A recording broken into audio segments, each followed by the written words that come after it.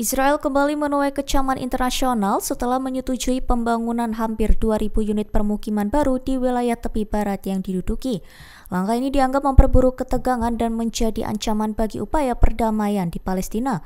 Menteri Keuangan Israel Bezalel Smotrich mengumumkan bahwa Dewan Perencanaan Tinggi akan memberikan persetujuan terhadap 1.973 unit permukiman baru. Namun, ia tidak menjelaskan kapan Dewan tersebut akan menggelar pertemuan untuk membahas proyek tersebut.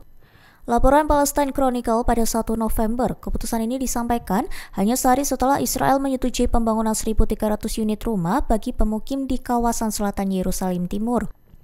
Smotrich menyebut bahwa pemerintah Israel telah menyetujui hampir 30.000 unit permukiman baru sepanjang tahun ini, serta menyebut capaian itu sebagai prestasi besar bagi pemerintahannya. Langkah tersebut langsung mendapat kecaman dari Hamas. Mereka menilai kebijakan baru Israel merupakan bentuk eskalasi berbahaya dari kebijakan kolonialisasi. Hamas menegaskan bahwa rencana tersebut merupakan pelanggaran terang-terangan terhadap hukum internasional serta resolusi Perserikatan Bangsa-Bangsa yang secara tegas mengkriminalisasi pembangunan permukiman di wilayah pendudukan. Militer Israel mengumumkan telah menewaskan seorang teroris anggota kelompok Hizbullah dalam serangan udara di Lebanon Selatan pada 31 Oktober 2025. Aksi ini disebut sebagai bagian dari upaya Israel untuk menghapus ancaman terhadap keamanan nasionalnya. Dalam operasi yang dipimpin Komando Utara, IDF menggunakan kekuatan udara untuk menyerang target di wilayah Kunin, Lebanon Selatan. Militer Israel menilai tindakan musuh dan kelompoknya sebagai ancaman langsung bagi negara dan warganya. IDF juga menuduh Hizbullah telah melanggar kesepakaman keamanan yang berlaku antara Israel dan Lebanon melalui aktivitas militernya di wilayah perbatasan. Pihak IDF menegaskan akan terus melakukan tindakan militer terhadap setiap ancaman yang membahayakan kedaulatan Israel. Militer juga menyatakan tidak akan ragu untuk menargetkan individu atau infrastruktur yang berkaitan dengan kelompok teroris di Lebanon Selatan. Serangan terbaru ini menjadi bagian dari meningkatnya ketegangan antara Israel dan Hizbullah dalam beberapa pekan terakhir. Bentrokan di perbatasan dua negara itu semakin intens sejak konflik di Gaza kembali memanas, serta menimbulkan kekhawatiran akan pecahnya perang terbuka di kawasan tersebut. Sebuah laporan rahasia dari pengawas pemerintah Amerika Serikat mengungkapkan adanya ratusan dugaan pelanggaran hak asasi manusia yang dilakukan oleh unit militer Israel di jalur Gaza.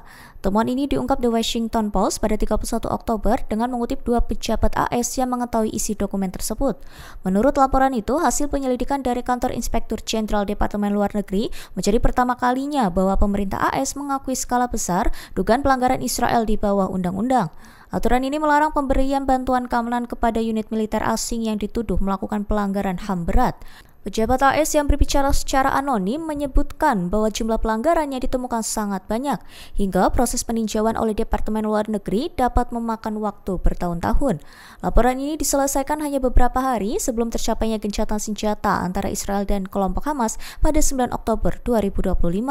Namun, meskipun gencatan senjata diperlakukan, otoritas kesehatan Gaza melaporkan sedikitnya 104 warga Palestina tewas akibat serangan udara Israel pada hari Selasa 28 Oktober 2025 yang disebut sebagai hari paling mematikan sejak kesepakatan itu berlangsung.